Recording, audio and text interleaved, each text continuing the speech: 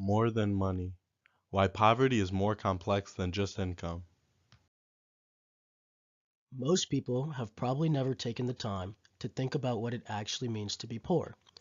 Sure, there are many qualitative characteristics that people associate with poverty, such as not having a sufficient income, being homeless, or being hungry. But with so many factors, what does it actually mean to be poor? Well, it is quite subjective as poverty is a complex thing to describe. No one has a perfect answer, but what would be the best way to describe poverty given the data that we are able to collect in today's society?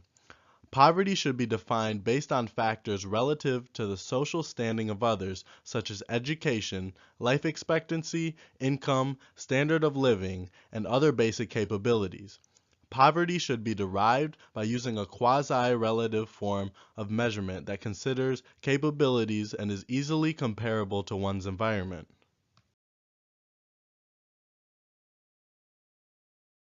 Many would say that not having the basic means to survive is how our society should measure poverty. The official way the US measures poverty is known as the OPM, or the Official Poverty Measure. This is the poverty measure that most people are familiar with due to how easy it is to measure. The OPM is calculated by taking the lowest income needed to purchase the basic amount of food needed to survive, then it is multiplied by 3 because low-income families spend a third of their income on food. It is an absolute measure, meaning the poverty line is unchanging throughout the years. An absolute measure of poverty has its convenient benefits, which is the reason why our official poverty measure in the US is absolute. You are able to track absolute measures easily to see long-term trends. They are also easier to calculate than other forms of measurement. Unfortunately, the convenience of absolute measure has a cost. Absolute measures fail to capture important characteristics and factors such as inequality, capabilities, and utilities. For example, the OPM does not include medical out-of-pocket expenses and in-kind benefits such as the Supplemental Nutrition Assistance Program or Earned Income Tax Credit. So why do we use a measurement like the OPM if it has all of these glaring flaws? Much of the blame can fall under the fallacy of measurement, which explains why a certain system is easy to calculate, thus people become convinced that the system is the best measurement. This, however, is not the case. There are much more relevant ways to measure poverty that are more telling of the true conditions of people with lower incomes.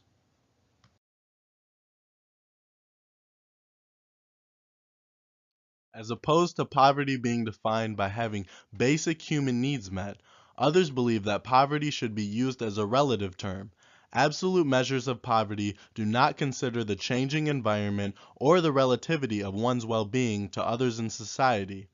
Using a relative measure of poverty can fix this problem as it describes one's poverty based on the norm of society. Take a country where there is a high level of income inequality, for example. An absolute poverty measure would be blind to this inequality as it is unaffected by ranges.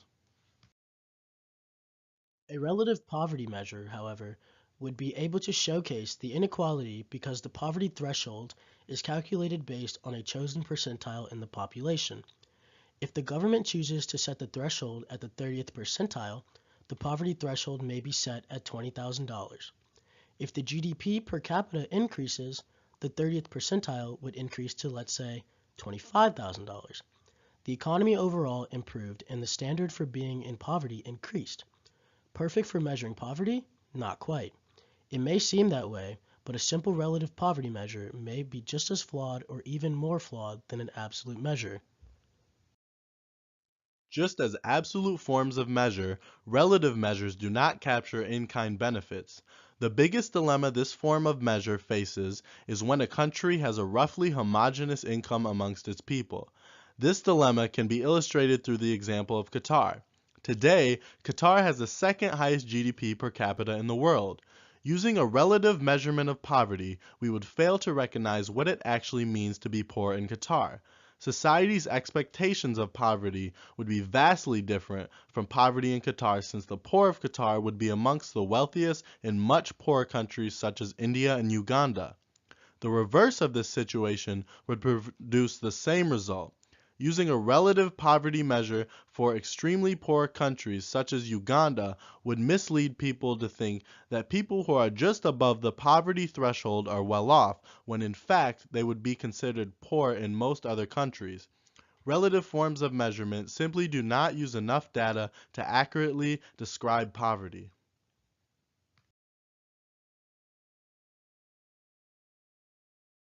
There is an alternative to both absolute and relative measurements of poverty that many would argue to be better, known as a quasi-relative measurement. This form of measurement focuses primarily on factoring in capabilities. Martha Nussbaum, a major author on poverty, wrote in her book Creating Capabilities, The Human Development Approach, that capabilities are used to emphasize that the most important elements of people's quality of life are plural and qualitatively distinct. She also explained that health, bodily integrity, education, and other aspects of individual lives cannot be reduced to a single metric without distortion. Poverty experts such as Nussbaum have divided capabilities into three major sections: internal capabilities, combined capabilities, and basic capabilities. Internal capabilities consist of the characteristics and traits of a person. These characteristics help to train and develop personal traits in order to better human development. An example is when an individual has the ability to speak internally, yet their speech is repressed publicly. In comparison, combined capabilities are the available opportunities that an individual has for choice and action in a specific political, social, or economic environment. People have internal capabilities but are oftentimes blocked by society. For example, a child may be incredibly intelligent, but if the child lives in a poor community where there is not a reliable school system in place, the child may not be able to reach their full potential. Poverty at its core rests on the idea of having a lack of freedom. An example produced by economist Amartya Sen demonstrates the difference between internal and combined capabilities. A person who is starving and a person who is fasting have the same type of functioning where nutrition is concerned, but they do not have the same capability. This is because the person who fasts can choose not to fast, whereas the starving person does not have a choice due to a lack of access to sufficient resources in their environment. A quasi-relative approach takes into consideration access to resources based on one's environment. The third type of capability that Nussbaum describes in her book is basic capabilities. She defines these capabilities as entitlements that people are born with, of which later make development and training possible. The 10 she mentions are as follows: life, bodily health, bodily integrity, sense, imagination, and thought, emotions, practical reason, affiliation, other species, play, and control over one's environment. If you believe that people have the right to these capabilities, then it is logical to consider them for the measurement of poverty. One popular quasi-relative poverty measure that considers capabilities is the Human Development Index, or HDI. The HDI emphasizes the importance of factors such as education and life expectancy.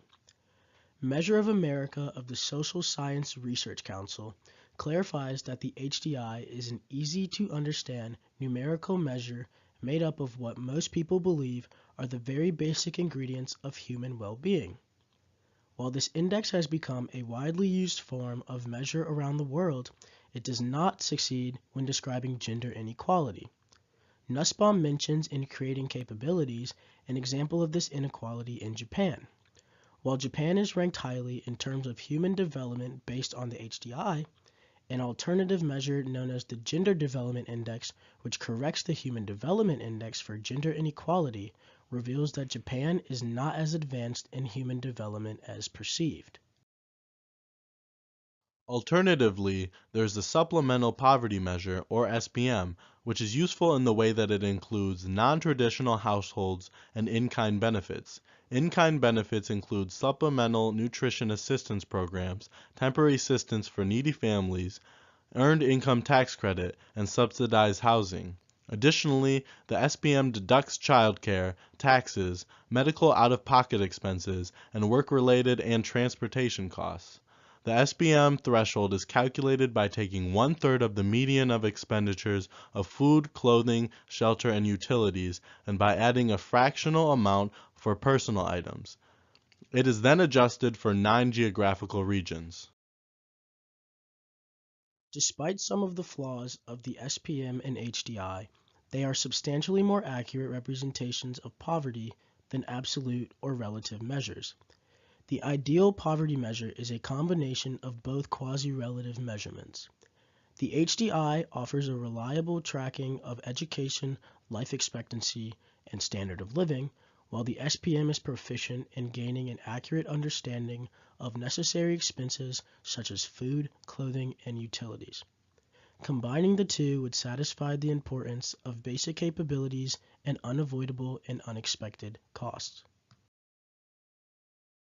Nonetheless, poverty is a complex byproduct of our social, political, and economic structures. Although it can be difficult to measure due to its multifaceted nature, it is critical to include capability and relativity towards various environments when defining poverty.